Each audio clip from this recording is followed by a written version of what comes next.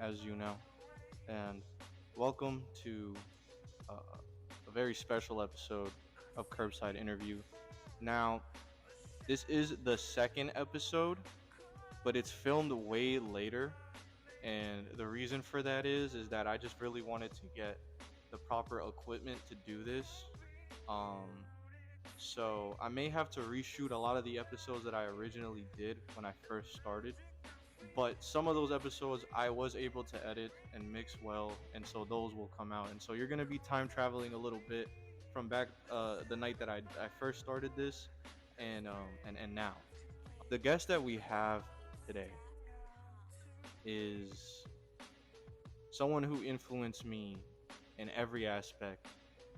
Essentially introduced me to the art of music and allowed me to discover my creativity. This person has been the definition of ambition in my eyes since I was a young lad. I would love to announce him. Fuck. You gotta do That this. was bad. That was bad. That was bad. Don't be too much don't be too thankful and stuff. I didn't do all that. You did a lot yourself. You know what I'm saying? This person greatly influenced me, and that person, ladies and gentlemen, or animal or alien, we have aliens now. Um, is the one and only, the legend, the genius, Lumi Day. Now, Lumi, you influenced me a lot, and you've been with me throughout this whole journey that I've been on in my career. But I want to know, you know, what led you here? What was that journey for you? Well, I wasn't born here. I was born in Honduras. Uh, and over there, during that time, it was the poorest country in Central America. And dirt roads, like horses in backyards. And but my parents were here. So over there during that time, they were kind of backed up uh, musically, like Elvis was playing on black and white TVs, even though there were colored TVs here. So I got a microphone that would echo when you sing into it, and then the first artist I saw was Elvis Presley, and every time I would watch him, I would get my little mic and I would just try to mimic him on in the mirror, you know.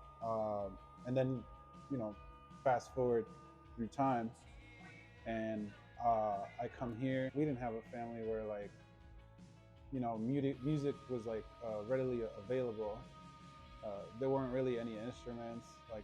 If we did come upon an instrument, it would be at a friend's house or something like that. So I met some friends. They were in rock bands, and that's when my love for this started. I would go. I had a friend, and in his basement, he would have just a bunch of instruments. His dad would play the guitar all the time, and that's really where my love started.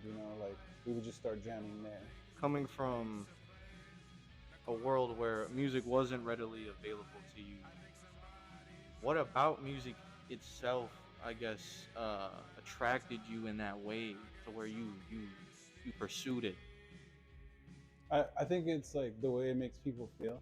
I remember I would just when you're a baby, your mom soothes you to sleep with a little you know like a song that you like. She would just hum and shit, and it's comforting. So I always spent a lot of time alone because I didn't have a sibling till later on in life, so I spent a lot of time alone, and I would I would always just put on music, anything I could get my hands on. And then I didn't know a lot about genres or scenes or whatever, and so I would listen to everything. I would get made fun of because I, I've mentioned this on the Cherubs podcast that I love the Spice Girls. Shout out to Cherubs. Shout out Cherubs. And I would listen to the Backstreet Boys, but I would listen to them for their vocals and shit. They were pretty cool.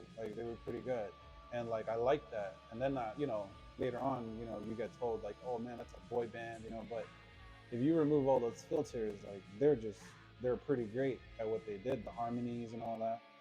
Like my favorite singer is Sam Cooke, and I saw what he would do to like the public, and then that led to like trying to be more original and like finding your voice, which is like another journey all on its own. You suffer a lot. You get compared a lot. But honestly, the best advice I could give for someone trying to find their own voice is just be yourself. Like you're yourself when you're like alone. You know what I'm saying?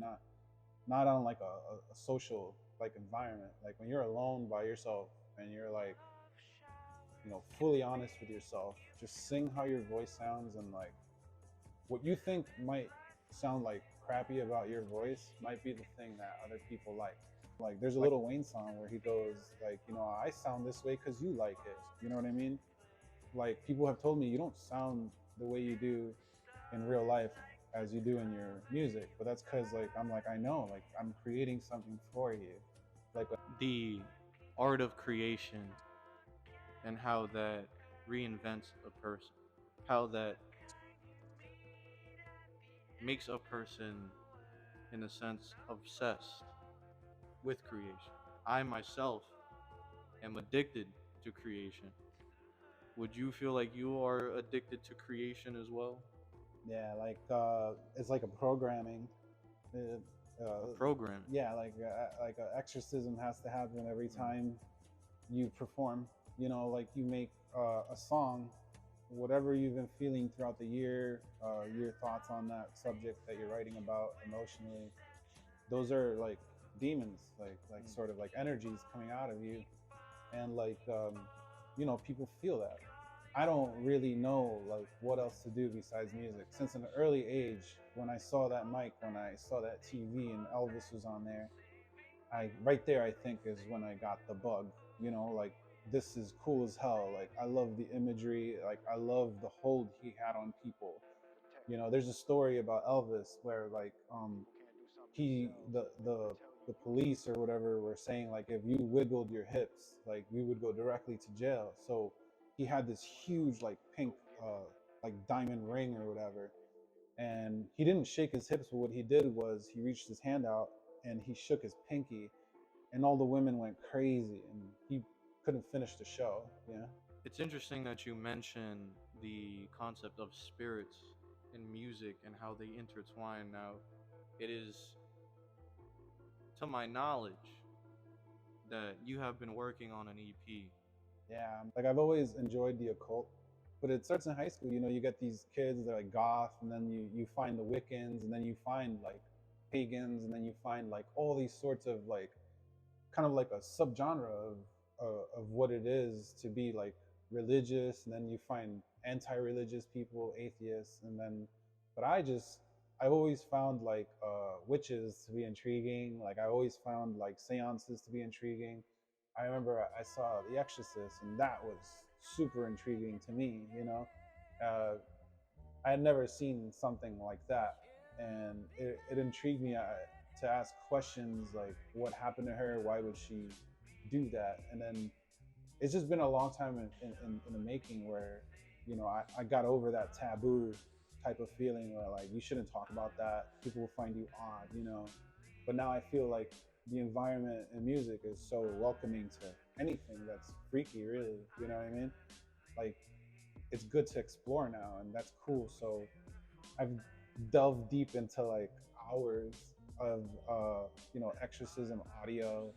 Um, I went to a séance. We couldn't even bring in a phone because and again I went in as like, oh, I honestly don't believe in like horoscopes or like ghosts or anything like that, but you experience certain things, like the seances. Maybe I have to go to more, but when you listen to hours of like exorcism audio, like Annalise and Emily Rose, like they like there's something in there because as vocalists, right, we know inflections, like we know like you can't put a 3 track on your vocal patterns, and in some of those audios like you could hear like 4 different voices from one like individual, which is otherworldly, and that right there is what has always attracted me. That otherworldly aspect of things, if you can dream it, right, and then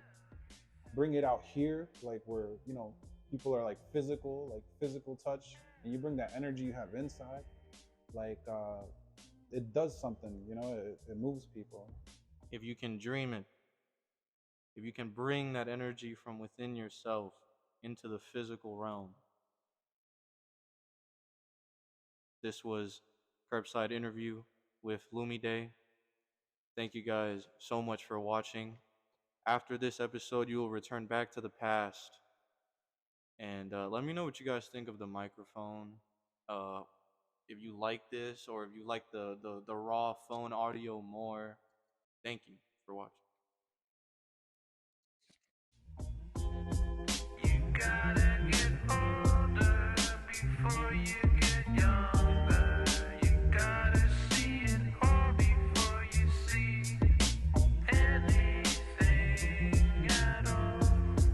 It's a matter of wanting or not wanting at all. All right, hold on, cause. All right, hold on. Don't do that, bro. I'm trying to be serious, and you're trying to put on the Spider-Man mask.